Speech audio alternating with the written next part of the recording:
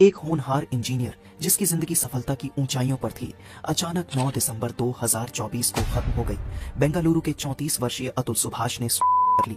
लेकिन क्या ये सिर्फ एक केस है या इसके पीछे छिपी है एक डरावनी साजिश? उनके 24 पेज के नोट और 81 मिनट के वीडियो ने पूरे देश को झकझोर कर रख दिया। आखिर क्या हुआ अतुल सुभाष के साथ? चलिए इस कहानी के हर पहलू और हर राज को खोलते हैं।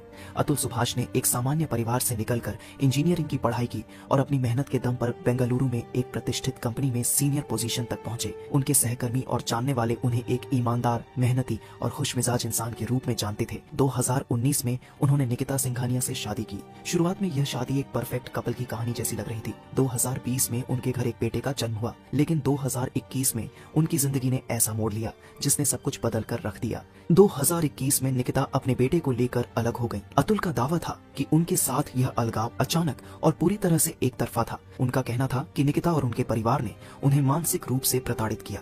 अतुल के नोट और वीडियो में उन्होंने लिखा, निकिता और उनके परिवार ने मुझसे करोड़ों रुपए की मांग की। जब मैंने मना किया तो मेरे खिलाफ झूठे दहेज और घरेलू हिंसा के केस दर्ज करवा दिए गए। उन्होंने अपनी पत्नी, सास और साले पर गंभीर आरोप लगाए। उनके शब्दों में, मुझे एक अपराधी की तरह ट्रीट किया गया। मेरा करियर बर्बाद हो गया।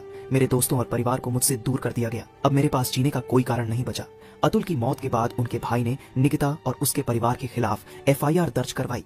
पुलिस ने तत्काल कार्रवाई करते हुए निकिता को गुरुग्राम से और उसकी मां व भाई को प्रयागराज से गिरफ्तार कर लिया। हालांकि निकिता ने सभी आरोपों से इनकार किया। उन्होंने पुलिस को दिए बयान में कहा, अगर मैंने उसे पैसे के लिए परेशान किया तो मैं उससे अलग क्यों रहती? ये सब एक साजिश है। इस केस ने पूरे देश में एक नई बहस छेड़ दी है। क्या दहेज और घरेलू हिंसा के कानूनों का दुरुपयोग हो रहा है? कई लोगों का मानना है कि महिलाओं की सुरक्षा के लिए बने ये कानून कई बार पुरुषों को झूठे आरोपों में फंसाने का हथियार बन जाते हैं। क्या अतुल की मानसिक स्थिति को गंभीरता से नहीं लिया गया?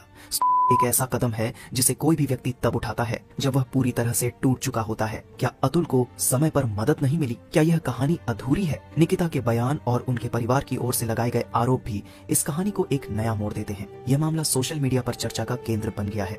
कुछ लोग निकिता को दोषी ठहरा रहे हैं और अतुल के लिए न्याय की मांग कर रहे हैं। वहीं कुछ का कहना है कि यह मामला सिर्फ कानूनी लड़ाई का एक हिस्सा है और हर कहानी के दो पहलू होते हैं। हमारे कानून और उनके दुरुपयोग का सवाल। ये केस एक बड़ा सवाल खड़ा करता है। क्या हमारे कानूनों में सुधार की जरूरत है? क्या कानूनों का दुरुपयोग रोकने के लिए सख्त प्रावधान होने चाहिए? क्या पुरुषों के अधिकारों के लिए भी कोई ठोस व्यवस्था होनी चाहिए? अतुल सुभाष की दुखद मौत हमें यह सिखाती है कि रिश्तों और कानूनों का संतुलन बनाए रखना कितना जरूरी है। ये केस एक चेतावनी है कि किसी भी रिश्ते में तनाव को अनदेखा नहीं करना चाहिए। अगर आप या आपका कोई परिचित मानसिक तनाव से गुजर रहा है तो तुरंत मदद लें। याद रखें, हर समस्या का समाधान है। क्या अतुल के साथ न्याय होगा या यह मामला भी वक्त के साथ ठंडा पड़ जाएगा? अगर आप भी इस मामले पर कुछ कहना चाहते हैं तो हमें कमेंट में जरूर बताएं। चैनल को